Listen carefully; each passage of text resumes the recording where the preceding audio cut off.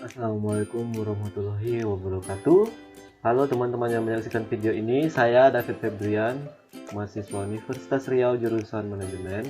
Pada video ini akan menjelaskan sebuah materi yang berasal dari mata kuliah Manajemen Operasional Lanjutan yang berjudul Reliability dan juga Maintenance, atau dalam bahasa Indonesia, keandalan dan juga perawatan. Adapun video ini dibuat untuk menyelesaikan tugas mata kuliah Manajemen Operasional Lanjutan yang diampu oleh Bapak Rio Marpau, SEMM. Yang pertama, pengertian manajemen pemeliharaan. Pemeliharaan didefinisikan sebagai aktivitas yang harus dilakukan untuk menjaga agar fasilitas tetap berada pada kondisi yang sama pada saat pemasangan awal, sehingga dapat terus bekerja sesuai dengan kapasitas produksinya. Suatu perusahaan memerlukan suatu sistem yang memiliki kemampuan untuk mendukung dan mempersatukan berbagai tujuan bersama, yang pada akhirnya tujuan tersebut adalah memperoleh laba. Dalam manajemen pemeliharaan, terdapat beberapa bagian atau beberapa alur ataupun juga proses yang harus dilewati. Yang pertama adalah proses input ataupun juga raw material. Raw material adalah bahan baku yang akan digunakan oleh perusahaan sebagai sumber produksi atau sebagai input yang akan menghasilkan output. Bagian kedua adalah production process atau proses produksi, yang mana di dalam proses produksi ini terdapat serangkaian metode-metode yang digunakan untuk mengolah raw material atau bahan baku tersebut menjadi barang jadi atau barang setengah jadi. Di sela-sela production process harus ada yang namanya maintenance program atau program pemeliharaan. Program pemeliharaan adalah serangkaian agenda untuk menjaga kapasitas faktor-faktor produksi agar bisa bertahan lebih lama dan juga bisa mengefisiensikan serta mengefektifkan proses produksi. Dan alur pemeliharaan yang terakhir adalah produk. Produk adalah output, hasil akhir produk yang akan dijual oleh perusahaan. Alur manajemen pemeliharaan ini sangat penting untuk dimiliki oleh semua perusahaan yang bergerak dan juga memanfaatkan mesin-mesin dalam proses produksi atau proses perusahaan itu bisa berjalan.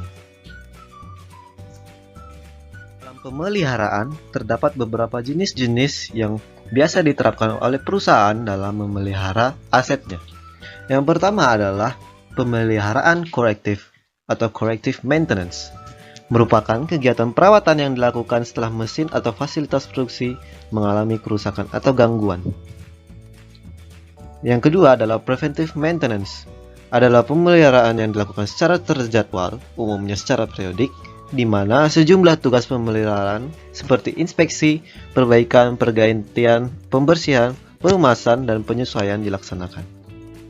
Dengan adanya preventive maintenance, diharapkan semua mesin yang ada terjamin kelancaran proses kerjanya sehingga tidak ada yang terhambat dalam proses produksi dan bisa selalu dalam keadaan yang optimal. Di dalam preventive maintenance terdapat dua macam preventive maintenance yang terbagi berdasarkan kegiatan atau aktivitasnya. Yang pertama ada routine maintenance dan yang kedua adalah periodic maintenance. Yang terakhir adalah total productive maintenance. Sesuai dengan namanya, TPM terbagi menjadi 3, yaitu total yang mengindikasikan bahwa TPM mempertimbangkan berbagai aspek dan melibatkan seluruh personel yang ada. Lalu ada kata produktif, menitik beratkan pada semua usaha untuk mencoba melakukan pemeliharaan dengan kondisi produksi tetap berjalan. Lalu maintenance, yang berarti memelihara dan menjaga peralatan secara mandiri yang dilakukan oleh operator produksi sehingga peralatan tetap bagus dan optimal. Tujuan dan manfaat pemeliharaan. Beberapa tujuan dan manfaat jika perusahaan bisa menerapkan manajemen pemeliharaan yang baik, diantaranya adalah sebagai berikut. Yang pertama adanya ketersediaan peralatan. Dengan adanya pemeliharaan, adanya ketersediaan dan kesiapan operasional yang terjamin, baik itu perlengkapan dan juga peralatan yang dipasang untuk kegiatan produksi. Berikutnya, efisiensi dan juga efektivitas. bisa membantu mengurangi pemakaian atau penyimpangan di luar batas, serta menjaga modal yang telah diinvestasikan. Yang ketiga, upgrading skills. Kemampuan supervisor dan juga operator bisa ditingkatkan dengan kegiatan pelatihan pemeliharaan yang diadakan. Yang terakhir adalah masa pakai yang lebih lama. Perawatan yang baik tentu akan mengurangi kegagalan mesin yang terjadi dalam waktu yang singkat dan menambah masa pakai mesin atau peralatan. Berikutnya kita akan membahas reliabilitas. Menurut Ebling, definisi keandalan atau reliabilitas adalah ukuran kemampuan suatu komponen atau peralatan untuk bisa beroperasi terus-menerus tanpa adanya kegangguan atau juga kerusakan. Dalam strategi reliability yang baik, ada beberapa hal yang bisa diterapkan menurut Heiser dan juga Bender. Adapun taktiknya adalah yang pertama, meningkatkan komponen individual.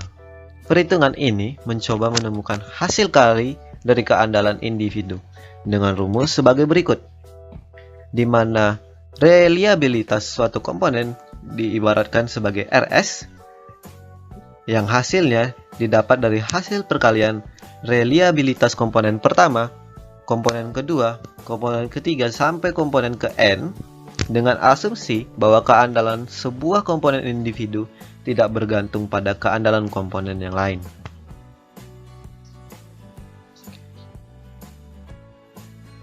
Adapun untuk contoh reliabilitas dengan taktik meningkatkan komponen individual adalah sebagai berikut. Bank Indonesia memproses permohonan pinjaman melalui 3 juru tulis. Setiap pemeriksaan melalui bagian yang berbeda dengan reliabilitas 0,9, 0,95, dan 0,85. Berapakah reliabilitas dalam sistem tersebut? Jadi di sini ada 3 poin reliabilitas, 0,9, 0,95, dan 0,85. Berapakah keandalan 3 juru tulis Bank Indonesia tersebut? Kita tinggal mengkalikan saja ke 3 poin tadi. 0,90 dikali dengan 0,95 dikali juga dengan 0,85. Maka didapatkanlah hasil 0,726 atau 72,6%.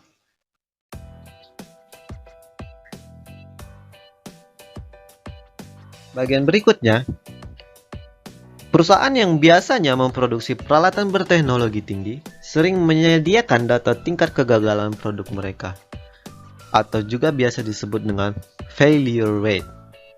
Adapun rumus failure rate dalam bentuk persentasi, yaitu jumlah kegagalan per jumlah unit yang diuji dikali 100%.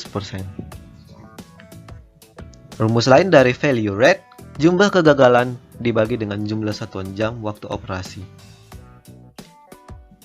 Menurut Lemis, setiap periode mempunyai waktu karakteristik tertentu yang ditentukan oleh laju kerusakannya. Dengan menggunakan rata-rata waktu antara kegagalan atau mean time between failures atau MTBF, yaitu waktu yang diharapkan di antara perbaikan atau kegagalan komponen, mesin, proses atau produk berikutnya, didapatlah rumus MTBF sama dengan 1/FR. Adapun contohnya adalah sebagai berikut. 20 unit AC yang digunakan dalam stasiun internasional dioperasikan selama 1000 jam. Salah satu AC rusak setelah 200 jam pemakaian, dan salah satu yang lainnya rusak setelah 600 jam pemakaian. Hitunglah FR dalam bentuk persentase, FR dan juga MTBF. Perhitungannya sebagai berikut. Untuk mencari FR-nya, tinggal dibagi saja 2 dibagi 20 dikali 100%, maka didapatlah 10%. Untuk FR sendiri, tadi kita sudah mengetahui rumusnya. Jumlah kegagalannya ada 2 dibagi dengan jumlah jam, unit, dan waktu operasi, maka didapatlah 0,00106 kerusakan untuk unit jam. Untuk mencari FR juga sama, bisa menggunakan rumus 2/20.000 dikurang 1200, didapatlah hasil 0,0106 kerusakan per jam. Maka dari itu, rata-rata waktu rata-rata antara kegagalan yang terjadi pada AC yang terdapat di bandara tersebut bisa didapatkan dengan membagi 1/0,00106 tadi.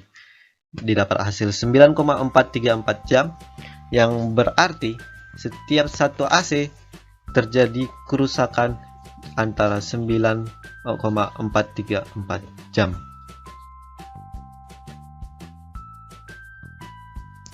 Strategi kedua yang bisa diterapkan untuk meningkatkan keandalan dari sebuah mesin yaitu memberikan kelebihan atau redundancy. Untuk meningkatkan keandalan, redundancy ditambahkan dalam komponen cadangan atau jalur paralel. Redundancy disediakan untuk memastikan bahwa jika salah satu komponen jalur gagal. Adapun rumus dari redundancy adalah peluang komponen pertama bekerja ditambahkan di dalam kurung peluang komponen kedua bekerja dikalikan peluang membutuhkan komponen kedua. Adapun contoh sebagai berikut. Tadi kita sudah mendapat soal Bank Indonesia, kembali dilanjutkan dengan contoh yang ketiga ini. Bank Indonesia terganggu bahwa proses permohonan pinjamannya hanya memiliki reliabilitas 0,726 dan ingin meningkatkan keandalannya. Bank tersebut memutuskan untuk menyediakan redundancy, menyediakan tambahan pekerja untuk dua pegawai yang paling tidak dapat diandalkan. Dari data tadi, kita bisa mengetahui bahwa ada dua pegawai yang paling tidak bisa diandalkan dengan nilai reliabilitas 0,9 dan juga 0,85. Maka dari itu, apa yang bisa dilakukan oleh Bank Indonesia? Memberikan redundancy dengan dua pekerja yang paling tidak bisa diandalkan tadi. Di sini rumusnya adalah probability of the first component working, yaitu 9 ditambahkan juga dengan redundancy-nya dikali 9 dalam kurung 1 kurang dikali 9. Lalu probability of second component working yaitu 0,95. Di sini tidak diberikan redundancy karena dia adalah yang paling tertinggi, dikalikan dengan probability of needing second component yaitu 0,85, ditambahkan juga dengan 0,85 dikali 1 kurang 0,85. Kita kalikan, didapatlah hasil 0,92. Jika kita memberikan atau memprovide redundancy untuk dua pekerja dengan keandalan yang paling lemah tadi, maka reliabilitas Bank Indonesia bisa meningkat dari 0,726 ke 0,92.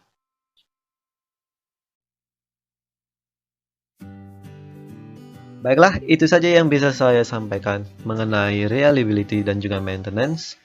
Mohon maaf jika ada kesalahan, ada kata-kata yang kurang berkenan. Saya akhiri, Assalamualaikum warahmatullahi wabarakatuh.